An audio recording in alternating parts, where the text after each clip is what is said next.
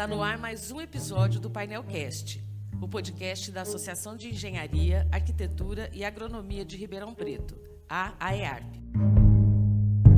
Eu sou a Daniela Antunes, jornalista, editora da revista Painel, e vou conduzir esse episódio com o engenheiro agrônomo Bruno Prota. Oi, pessoal, tudo bem? Tudo bem. E hoje o nosso convidado é o engenheiro agrônomo Diego Siqueira, que desde a iniciação científica na Unesp de Jaboticabal e até hoje se dedica ao diagnóstico e mapeamento do solo. Na startup Quanticum, ele usa a tecnologia que ajudou a desenvolver na universidade para provar que não existe terra ruim. Existe um manejo adequado para cada tipo de solo. Mas eu sei que o Diego faz muito mais coisas do que isso e é sobre todas essas coisas que a gente vai conversar hoje. Seja bem-vindo, Diego. Olá, Dani. Olá, Bruno. Olá a todos que estão aí no Painelcast. É um prazer estar aqui conversando com vocês sobre ciência, solos e ajudar pessoas. E é até que enfim que deu certo, né? O pessoal não sabe, mas a gente está tentando marcar esse papo. Já tem alguns meses, a agenda do Diego é super difícil, é concorridíssima. E nós estamos aqui numa sexta-feira à noite para gravar esse episódio, porque eu tenho certeza que o papo vai valer muito a pena, né, Bruno? Com certeza, ainda não sextou, mas estamos quase lá. Bruno, eu tô sabendo que depois da nossa conversa a gente vai ganhar uma carta de cervejas especiais. Além do café, você vai patrocinar a cerveja, é verdade? A associação, o Bruno, a Dani, não sei, mas alguém vai. Não, a coisa do café que eu acho que vocês têm em comum, aliás, você e o Bruno têm em comum é o café, né? Porque a sua empresa trabalha muito nessa área também, né, Diego? Explica aí um pouquinho do que vocês fazem lá. A gente estava conversando aqui antes de começar a gravar e é um trabalho, uma tecnologia que você trabalha já há muito tempo, que é desenvolvida há muito tempo, né? Conta um pouquinho dessa história para nós e depois a gente entra no assunto em comum que os dois têm aqui, que é o café.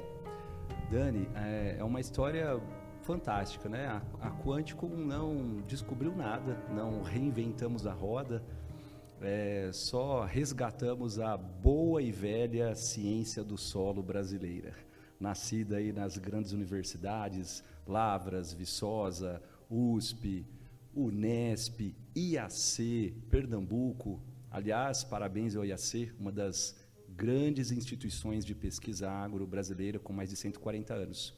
Um abraço para o Landel. A tecnologia que a Quanticum utiliza, ela já vem sendo trabalhada desde 1985. Quem me vê na rua acha que eu tenho já 60 anos, mas não tenho não, tá? Tenho menos.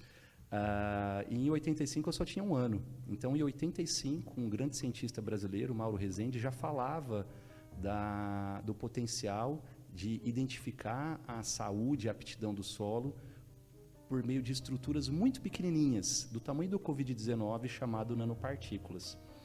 E quando muda essa estrutura, Dani e Bruno, muda completamente a aptidão do solo, como se mudasse o nosso DNA, o DNA do ser humano.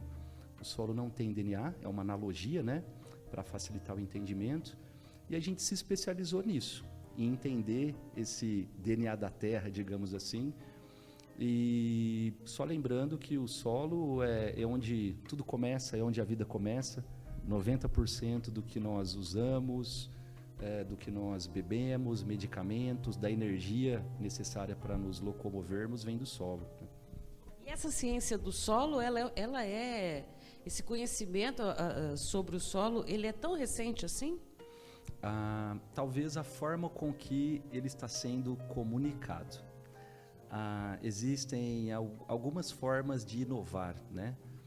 Uma das formas que eu gosto muito de inovar é a inovação em marketing, que está muito relacionado com a inovação em comunicação. Uma coisa é um cientista escrever um artigo, que é como se fosse um texto técnico, e esse texto técnico é publicado em várias revistas internacionais. Os cientistas ficam muito felizes quando isso acontece. Eu também. Mas eu fico mais feliz ainda quando a Dona Maria, o seu Zé, ou meu tio Arquimedes, ou meu finado avô, ele consegue entender a importância da ciência que eu estou gerando. Quando isso acontece, nós cientistas cumprimos com a nossa função social. Então, talvez a forma com que essa comunicação da ciência está sendo feita, Daniela, de uma maneira mais humanizada, de uma maneira mais prática, de uma maneira mais inclusiva, é que é recente. Mas a ciência em si, como eu comentei, já tem mais de 40 anos. Mas do ponto de vista da agricultura, do surgimento das técnicas de agronomia, que a partir do século XVIII, se eu não me engano, e da própria agricultura, que é de 12 mil anos, 40 anos é anteontem. É nada, né? Quando a gente fala de desenvolvimento tecnológico, desenvolvimento científico, 40 anos é um sopro, né? Para nós é quase, tem gente que é uma vida inteira, né? Mas para a ciência é nada, né? Para a humanidade, para a história da humanidade é nada. É nesse sentido que eu estou falando assim. Quer dizer, até 40 anos atrás não se conhecia, começou a se conhecer mais sobre o solo e o uso do solo, né? Então, e como que isso impacta, inclusive, na qualidade do que se planta, de como é que se planta, na alimentação mundial, na quantidade de solo que se usa para plantar, né? Muito legal a sua pergunta, e eu vou trazer uma reflexão, talvez um novo olhar. A agricultura é uma das atividades mais antigas da humanidade. O Steven Chu, ele é um ganhador do Prêmio Nobel, ele trouxe uma reflexão sobre a quarta revolução agrícola. A primeira revolução agrícola foi o que permitiu nós estarmos aqui hoje, Dani. Foi o que permitiu o Bruno produzir o café, é o que permitiu todos nós bebermos nossa cerveja, nosso vinho. A primeira revolução agrícola está relacionada com a domesticação das espécies. Então, plantar a semente certa no lugar certo. Os índios já faziam isso sem ter 5G, e sem ter 4G. Eles já observavam a natureza, faziam uma leitura do solo, sem ter a IoT, sem ter tratores autônomos, e eles já conseguiam escolher as plantas certas para os locais certos. Isso lá no comecinho, na primeira revolução agrícola. A segunda revolução agrícola, com a domesticação dos animais e a descoberta do arado, a gente conseguiu dar um impulso e plantar mais para alimentar mais pessoas. A terceira revolução agrícola foi o que impulsionou a descoberta de novos fertilizantes, né, de novas formas de protegermos as plantas. A questão é que tanto a primeira, quanto a segunda, quanto a terceira revolução agrícola geraram coisas muito boas, né? Estamos aqui até hoje por conta disso. Mas elas também geraram algumas consequências, como emissão de gases, isso é natural, né? Assim como todas as outras revoluções, na cadeia automobilística, na cadeia de saúde, né? A questão é, essas revoluções que geraram coisas boas também geraram alguns desafios que nós temos que corrigir agora na quarta revolução agrícola. Essa é a mensagem que o Steven Chu, ganhador do Prêmio Nobel, nos colocou, né? Então, na sua pergunta, é um pouquinho até mais antigo o entendimento dos solos, né? Na verdade, os nossos ancestrais, talvez eles tinham uma maior conexão com o campo do que nós temos hoje, né? Eu acredito que é muito legal ter essa questão do digital, mas é essencial ter a integração do digital com o biológico e a leitura de campo, né? O Bruno, como agrônomo, acredito que ele tenha muita história para falar sobre da importância de ter a botina na roça, né? Ter a botina suja. O lugar do agrônomo, o escritório dele é lá no campo. Sim, sem dúvida, Diego. Eu estou aqui literalmente viajando na maionese em tudo que você falou, mas complementando, eu acho que se a gente está falando em nanopartícula, e aí está uma falha, uma ignorância da minha parte, eu não sei quando a nanotecnologia, ou seja, microscópios e quaisquer que sejam as tecnologias necessárias para a identificação de uma nanopartícula, surgiram. Só a partir daí você conseguiria desenvolver uma pesquisa em nanopartícula no solo para entender como ela interage. Eu não acho que isso seja muito antigo, então talvez essa também seja uma das relações por ser uma tecnologia nova. E aí vem a minha questão, como é que você consegue analisar o solo para dizer quais são essas partículas presentes? Que equipamento você precisa? Como é que é feito esse levantamento? Muito legal. A terminologia, né, o conceito de nanopartícula, talvez na agronomia ele seja mais recente, né? Não recente, mas talvez o entendimento, né? Tem que ter um casamento de dicionários, né? Às vezes um termo em Minas Gerais... Aliás, fala um jargão lá de Minas, da tua cidade, Bruno. Não sei. Trem Vai reto Custoso. toda a vida. Trem Custoso. bom. Custoso.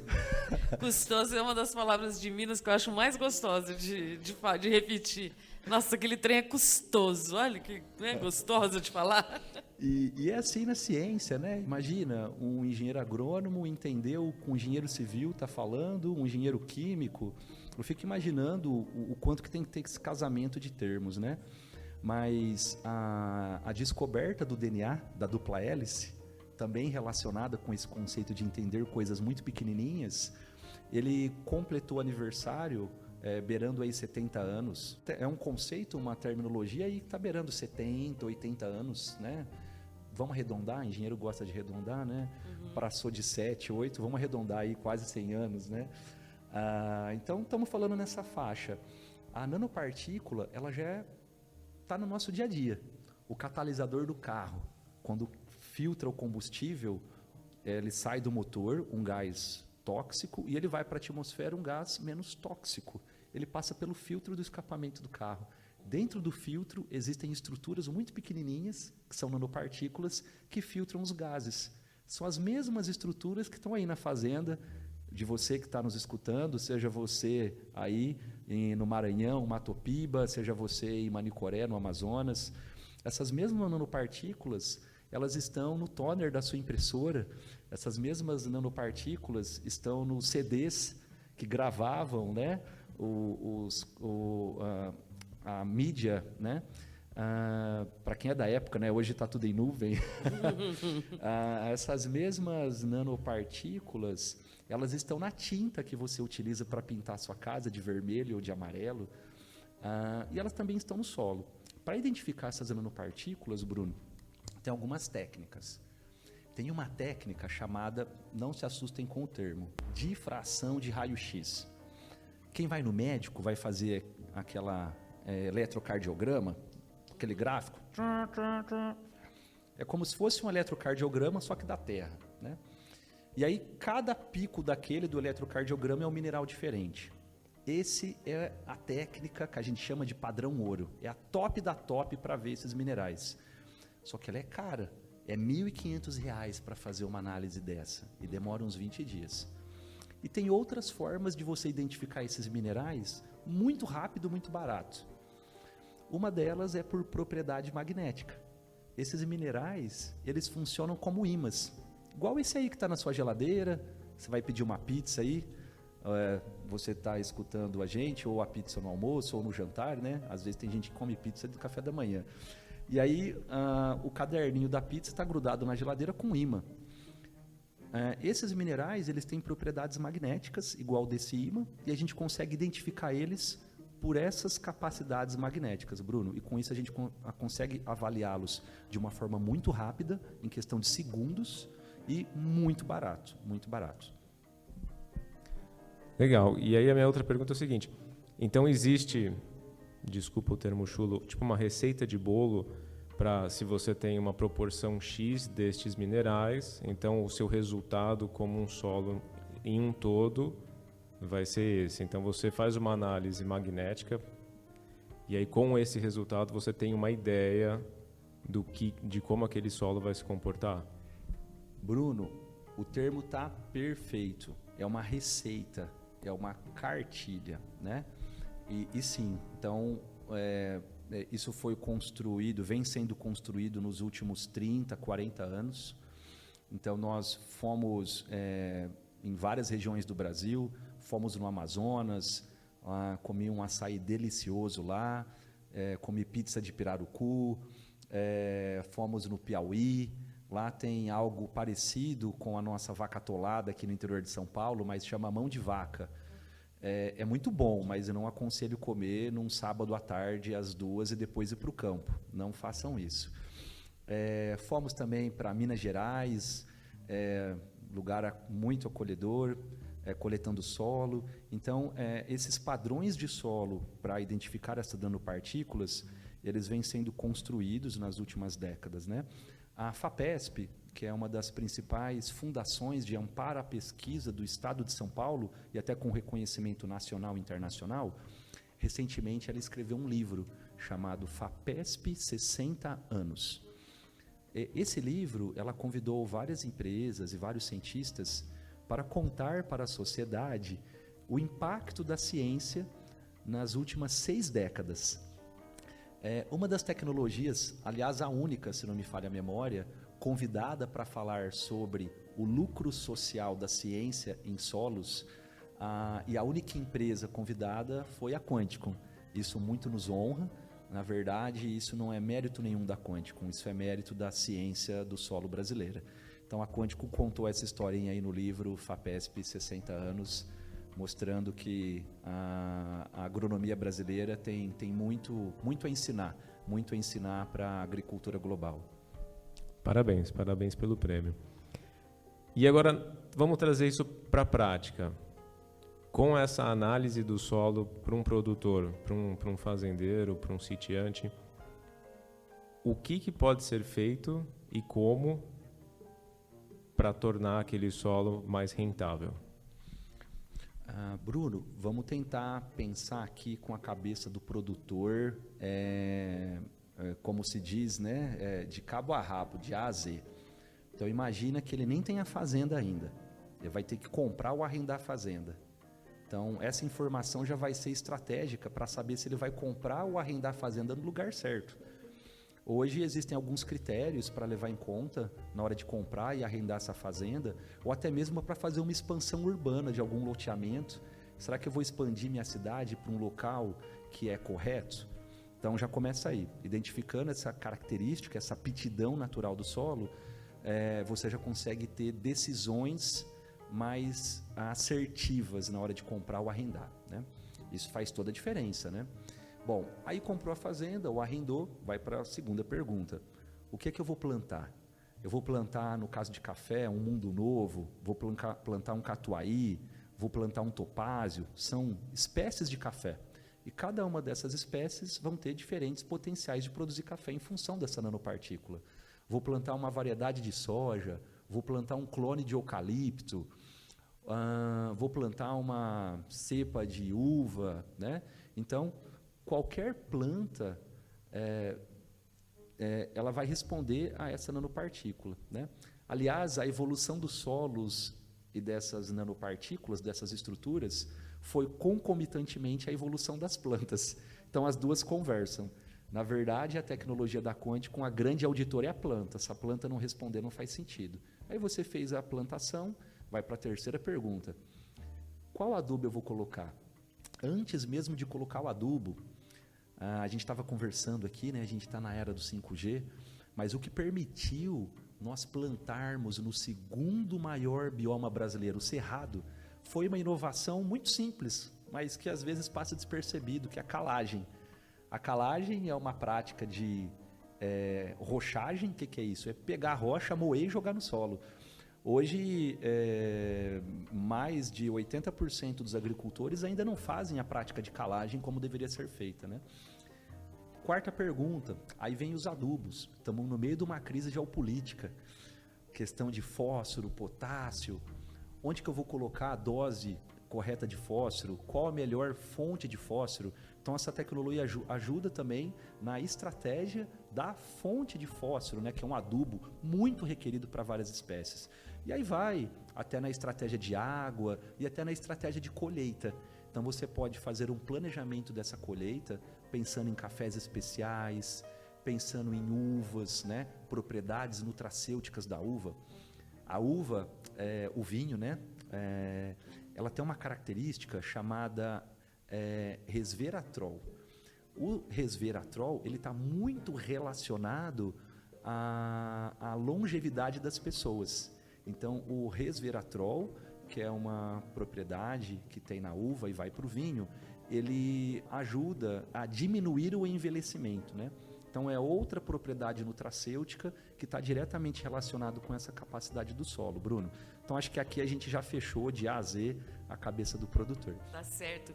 E eu acho que o que chama atenção também nisso que você estava falando, quando você fala da calagem, e, gente, eu não sou especialista, eu sou jornalista, e como chama a sua esposa mesmo? A Ângela. A Ângela. A Ângela está falando aqui que ela não conhece, mas ela pode dar uma palestra. Então, eu estou na turma da Ângela. Eu não sou agrônoma, mas eu posso dar uma palestra. Né? Meu objetivo aqui é de ajudar esse bate-papo. Mas o que me chamou a atenção na sua fala foi a questão da calagem nessa resposta e também no conhecimento ancestral da Terra, de 12 milhões de anos, 20 milhões de anos, não sei agora, até me perdi nos milhões, mas de quando os ancestrais já trabalhavam a Terra tendo conhecimento empírico, não científico, da nanopartícula e tal, né? Onde eu quero chegar com isso? Que esse conhecimento ancestral porque a calagem é uma coisa muito antiga. Eu lembro, eu era criança, eu via as pessoas jogando cal. Tem em Santa Rosa de Viterbo, de onde eu sou, tem uma mineração de cal lá, né, que é muito usado na agricultura, na cana, etc. Quer dizer, essa tecnologia do agro, essa nova revolução tecnológica na agronomia, está usando a tecnologia, esse conhecimento científico aliado àquele conhecimento ancestral. É isso mesmo, Diego? Juntando colocando essa tecnologia que está desenvolvendo, mais tecnológica, mais high-tech, etc., com um conhecimento que já vem do homem da terra, que já vem da pessoa que está lá lidando com isso há mais tempo. É isso mesmo? Daniela, vou só fazer uma colocação. Eu acho que quanto mais agrônomos e jornalistas andarem juntos, quanto mais jornalistas andarem juntos dos engenheiros químicos, quanto mais o físico dialogar com o agrônomo e o jornalista, quem ganha a sociedade. Então, parabéns por conduzir isso. Nós temos que falar a mesma língua, e a língua é de colocar ciência para ajudar as pessoas. Engraçado, né? Vocês me perguntaram se a nanopartícula é tão antiga ou nova. Talvez a calagem seja até mais nova do que a nanopartícula. Até a década de 1980, os engenheiros agrônomos brasileiros, a gente não tinha essa percepção da nanopartícula, e grande parte das ações em solos desconsideravam a nanopartícula. Por quê? Nós usávamos métodos, usávamos tecnologias que foram desenvolvidas acima da linha do Equador, né? Então, lá nos Estados Unidos, lá na Inglaterra, e lá a agricultura é completamente diferente daqui. Para começo de conversa, ela fica 6 meses embaixo de neve, né? Bom, pelo menos até agora, caso mudanças climáticas, mas é via de regra. O que possibilitou a gente fazer agricultura aqui nos solos tropicais, como eu comentei, foi a prática da calagem. A prática da calagem, ela ganhou espaço aí, década de 70, né? Então, se a gente for ver assim, nós estamos o quê, Bruno? 50 anos. E mesmo assim, a gente ainda talvez não tenha entendido corretamente como acertá-la, né? O seu ponto de vista de integrar o digital com o biológico é essencial. A própria ex-ministra Tereza, ela, em uma das últimas falas, ela comentou exatamente isso, que uma das grandes mega tendências da agricultura brasileira é integrar digital, biológico e também coligando aí com nanopartículas. E eu queria só mudar agora um pouco esse rumo da prosa, mas continuando nessa questão da tecnologia, que eu acho que é uma coisa muito legal da gente falar aqui no Painelcast também, é dar oportunidade para os engenheiros agrônomos, né, Bruno? Tem uns números aqui que saíram recentemente, recentemente não é verdade, mas acho que em 2021, na Forbes, um Radar Agtech Brasil 2021, que é um mapeamento de startups do setor do agro brasileiro. Então, nesse radar, eles identificaram que o Brasil tem hoje 1.574 e startups do agro, 40% mais do que em 2019. O levantamento, só para constar aqui, foi feito pela Embrapa e pelo Ministério da Agricultura, Pecuária e Abastecimento. Eu queria que você falasse um pouco para a gente sobre essa oportunidade. Né? Tem também uma reportagem que saiu recentemente te dizendo que as startups não estavam se sustentando, né? Financeiramente, os negócios não estavam tão sustentáveis assim. Como que isso acontece no agro? O que tem de oportunidade para engenheiro agrônomo nesse setor? Como aproveitar essa oportunidade? Queria que você falasse um pouco disso com a gente. Dani, muito legal o mapeamento do Radar Agtech. Inclusive, eu participei da curadoria. Foi um trabalho fantástico, feito aí com várias mãos, né? Bom, é só para fazer uma vírgula, uma parêntese aqui. Como eu disse na abertura, o Diego ele tem esse trabalho da nanotecnologia, mas ele faz tanta coisa que é impossível a gente colocar numa abertura só tudo que o Diego faz. Ele vai contando, vai soltando aos poucos, entendeu? Dani, eu participei da fundação de alguns ecossistemas de inovação aqui no Brasil, principalmente em Jaboticabal, lá na InovaJab, que é a incubadora de base tecnológica da Unesp. Trabalhei na articulação da rede Unesp, trabalhei no Superapark. O Superapark voltou do Catar em 2019 com uma chancela das top 15 incubadoras universitárias do mundo. Para quem é de Ribeirão Preto e região, convido a ir no Superapark, está aqui no quintal, assim como o Museu de Portinari, lindíssimo. Portinari tem um afresco na ONU, e ele está aqui no nosso quintal, né? Então, tem muita coisa boa aqui. O mais importante disso tudo é que eu sou tio da Luísa, de 7 anos, e da Helena, de 5, são minhas maiores professoras. Elas que me ensinam a como comunicar, como ser mais humano. Mas vamos voltar lá no Radar Agtech. Foi um trabalho muito legal. E eu gosto muito de juntar caixinhas, quebrar paredes, né?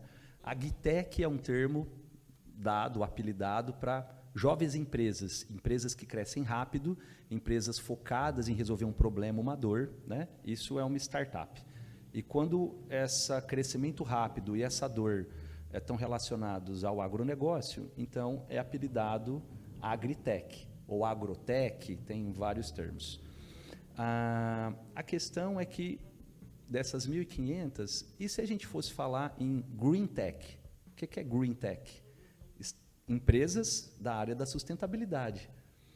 A própria questão da rocha que a gente estava comentando, né? Empresas que atuam nessa frente, empresas que atuam na parte de sustentabilidade, são Green Techs, né? Outro termo também utilizado são Food Techs, empresas da área de alimentação. Mas isso tem a ver com o agro, Diego? Completamente. Fora do Brasil, são feitas conexões. Então, o termo é Agri-Green Food Tech. Então, empresas do agro, da sustentabilidade e da alimentação. Esse segmento movimenta mais de 8 trilhões de dólares no mundo. É responsável por 80% dos empregos do planeta Terra.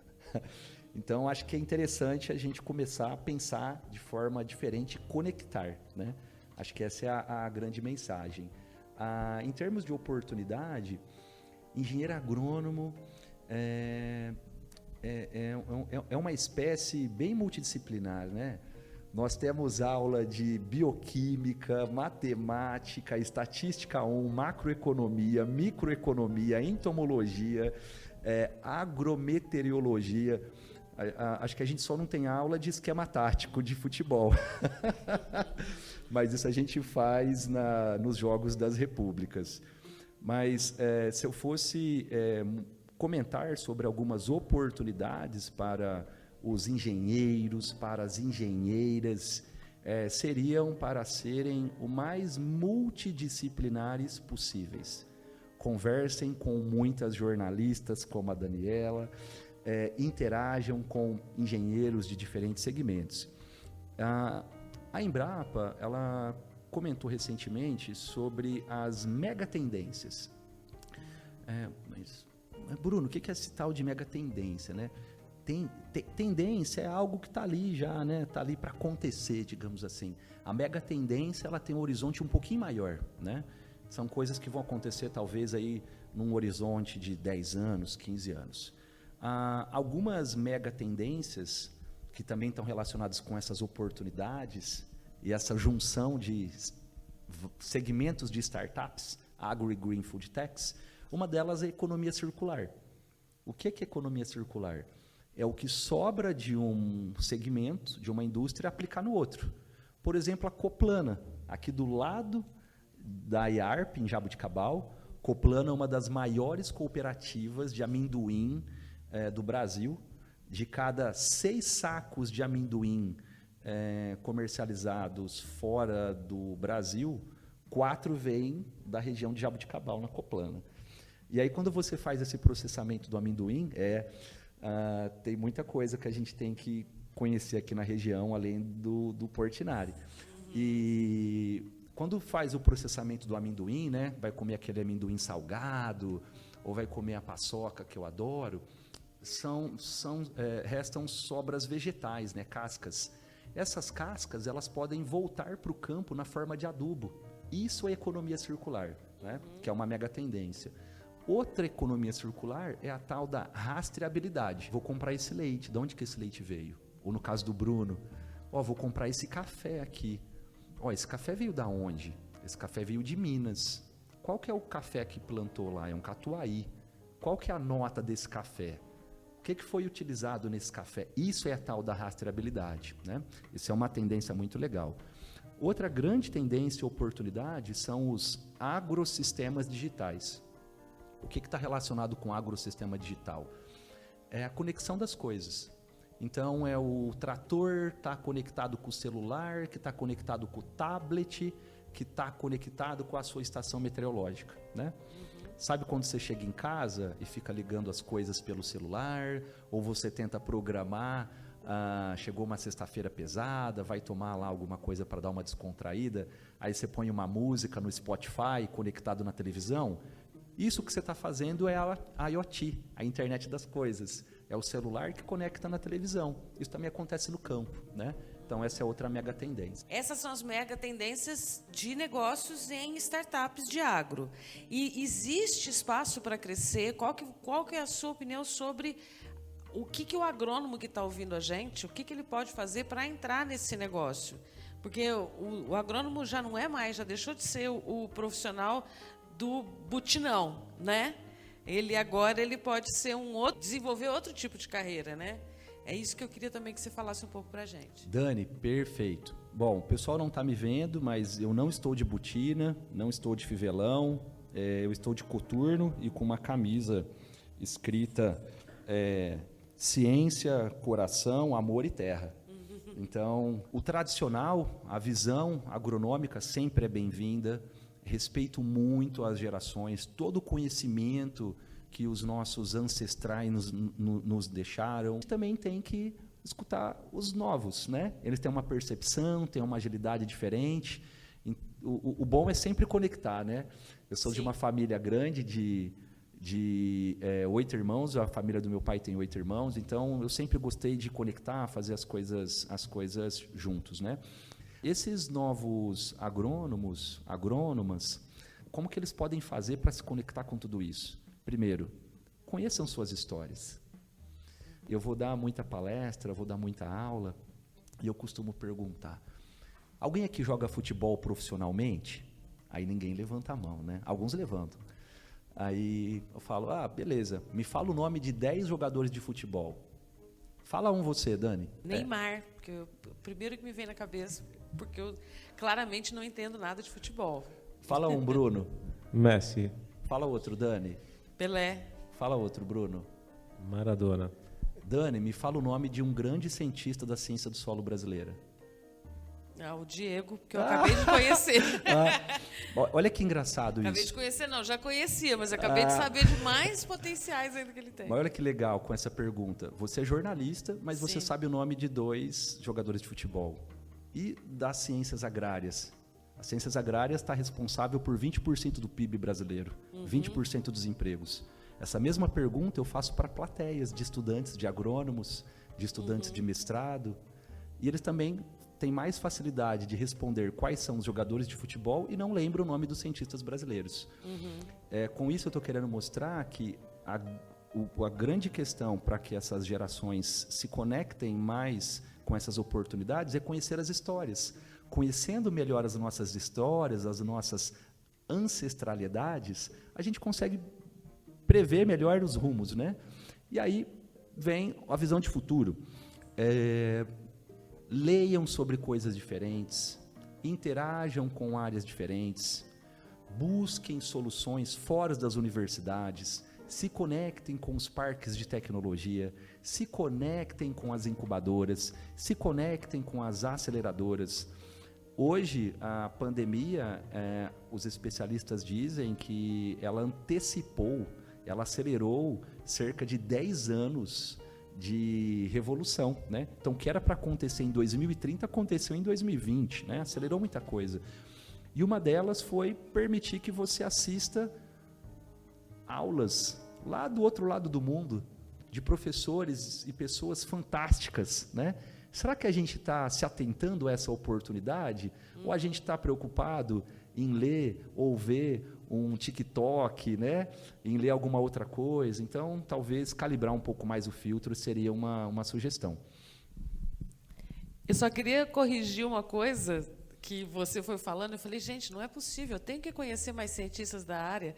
É lógico que a gente conhece o Marcos Landel, do IAC, a gente conhece o José Roberto Scarpellini, que é, inclusive, conselheiro aqui na IARP, é pesquisador do IAC também, o Denizar Bolognese, que também é conselheiro aqui na IARP, também é pesquisador, já foi o profissional do ano da IARP, um cara que tem uma pesquisa muito importante, inclusive, não vou chutar o que é, porque agora eu esqueci, mas é de manejo de produção de cana. E eles têm...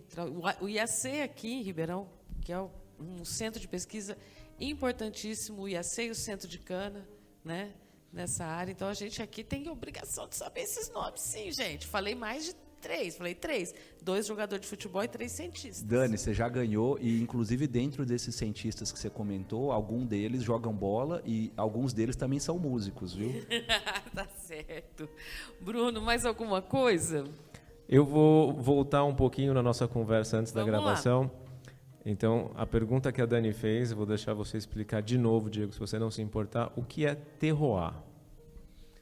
Bruno, terroir... Não, só vamos contextualizar aqui antes. A gente estava batendo papo. Boa. E aí o Bruno descobriu que o Diego trabalha com terroir, é isso? Sim, trabalho com a terra que está relacionado com o terroir. Isso, Exatamente. E aí ele vai explicar, porque é uma história muito boa e tem tudo a ver aqui com o nosso papo. O terroir, ele é uma expressão francesa, né? Não tem tradução. Aliás, Bruno, vamos tentar deixar Guimarães Rosa feliz aí e criar um neologismo. Será que não tem como a gente fazer um mineirês do terroir? Fica um desafio para a gente comentar no final do podcast. A Dani também é criativa, vai pensando aí numa expressão mais mineira para terroir. Né? Eu acho que a gente tem muita coisa legal aqui, principalmente criatividade. Então, terroir é uma expressão francesa que ela está relacionada, ela tenta explicar a interação da planta com o solo e o clima. A planta é como se fosse um sensor, né? Esse sensor que está aí no seu relógio, medindo o seu batimento cardíaco, esse sensor que está aí no seu carro, vendo a temperatura. Só que tem um sensor natural feito pela mãe natureza nos últimos 500 mil anos, chamado planta. E essa planta ela fica vendo a interação do solo, quanto que tem de água, quanto que tem de nutriente, e a interação com o clima, temperatura. Quando a planta consegue expressar, captar essa interação do solo com o clima, ela começa a produzir alimentos com características muito únicas de um local, né? Então, quando a planta produz um vinho com uma característica muito relacionada ao local, quando uma espécie de café produz algo numa característica muito relacionada ao local, o azeite, só estou falando de coisa boa, né? O lúpulo da cerveja, isso é terroir. Então, o terroir ele está relacionado, digamos assim, com a qualidade dos alimentos.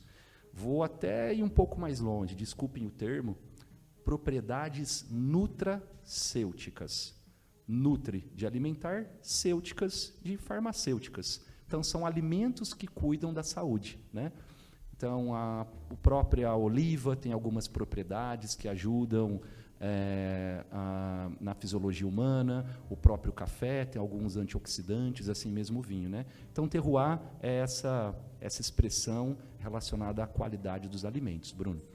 Então, aí vem o terroir, entre parênteses, uma abreviação bem chucra, seria solo vezes DNA da planta vezes clima igual ao terroir.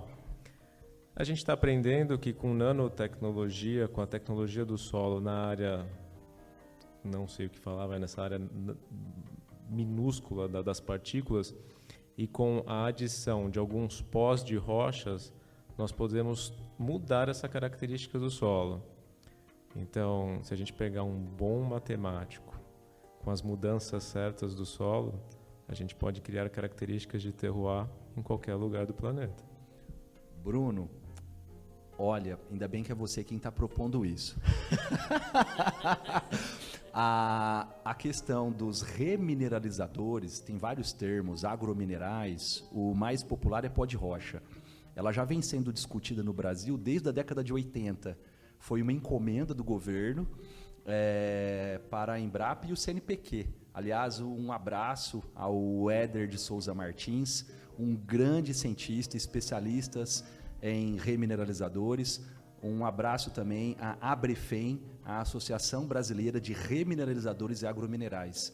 Já existe uma comunidade muito bem articulada, com embasamento científico e tecnológico, para que esses remineralizadores, essa fabricação de solo, ela ocorra de uma maneira muito consciente, muito pé no chão, me desculpem o trocadilho, e que isso possa impactar realmente a vida das pessoas. A Mãe Natureza, Bruno, ela gasta 30 anos para fabricar 1 milímetro de solo. Será que tem como eu acelerar esse processo? Então, quando a gente consegue identificar qual que é a rocha, que é a mãe do solo, né? O solo vem da rocha. Quando a gente consegue identificar qual que é a rocha certa e consegue identificar as características do solo, as aptidões, a gente consegue melhorar as aptidões do solo fabricando novos minerais. Essa é uma das propostas mais arrojadas dentro da ciência do solo e conectadas com essas megatendências. Inclusive, Bruno, além de melhorar essas características do solo, vou um pouco mais além. Nós melhoramos as funções ecossistêmicas do solo. O solo é um dos principais reservatórios de água do planeta. O solo está relacionado com o ciclo da água, está relacionado com o ciclo dos gases, do carbono, do nitrogênio, tão debatido hoje em relação às mudanças climáticas.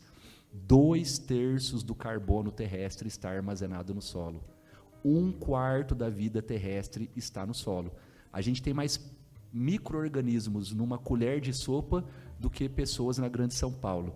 Então, quando a gente consegue melhorar essas aptidões do solo, Bruno, muito além de impactar no terroir, nós estamos impactando positivamente nas funções ecossistêmicas da Terra. Gente, eu acho que vale a pena a gente marcar um outro episódio só para falar sobre esse assunto. Eu queria saber se o Bruno quer acrescentar alguma coisa, se você também, Diego, quer acrescentar alguma coisa. Eu não, só tenho que agradecer a presença do Diego, a todo esse conhecimento dividido comigo e com todos os nossos ouvintes. E realmente, vamos marcar uma próxima que ainda tem muita pergunta por vir. Eu acho que vale super a pena a gente falar sobre esse assunto. Você topa, Diego, na sua agenda super concorrida? Dani, topo super. Para falar sobre ciência e comunicar essa ciência para as pessoas, estou à disposição. Foi um prazer estar aqui com vocês no Panelcast. Um prazer estar aqui com o Bruno, com a Dani. E seguimos juntos, pessoal, humanizando e popularizando a ciência. Ciência é sobre tudo e para todos. Eu tenho um último recado aqui. Numa das respostas agora do final, o Diego falou sobre, quando eu perguntei da oportunidade de mercado, um dos primeiros exemplos que ele deu foi amendoim. Incrível que o Pedro Faria teve aqui, ele é o entrevistado do episódio 10º, episódio dessa terceira temporada, e quando perguntaram para ele qual é a oportunidade de mercado que tem para agrônomos, ele falou, na questão do amendoim, ele falou desenvolvimento de tecnologia. Então, gente, acho que tem os astros falando. Pessoal, vamos olhar para o amendoim que tem negócio para fazer ali. Então, é uma dica vocês ouvirem o episódio 10 dessa terceira temporada, que é muito legal, com o Pedro Faria, especialista em amendoim, que está bem bacana. E também para ouvir o episódio 3 da primeira temporada do Painelcast, que é com o Gustavo Furegato, e o nome do episódio é Quem Quer Ter uma Startup. Ali ele dá dicas para quem quer ter uma startup, dicas de como isso pode dar certo e como isso pode dar super errado e como você pode se proteger nesse mercado. É isso, Diego, eu super agradeço, adorei o papo e muito obrigado por mais um episódio também. Bruno, muito bom gravar com vocês. Obrigado, Dani, obrigado, Diego. E sextou, né? Obrigado, pessoal. Até a próxima. Este é o Painelcast, o podcast da EARP. Siga nos tocadores ou ative as notificações para saber sempre que um novo episódio estiver no ar. Tem um papo novo a cada 15 dias nesse feed e sempre com o intuito de valorizar as profissões de engenharia, arquitetura, agronomia e geologia. Segue a gente nas redes sociais, no @Painelcast e no @AEARP. Pode compartilhar, mandar dicas de temas, criticar e elogiar, é claro. Até mais!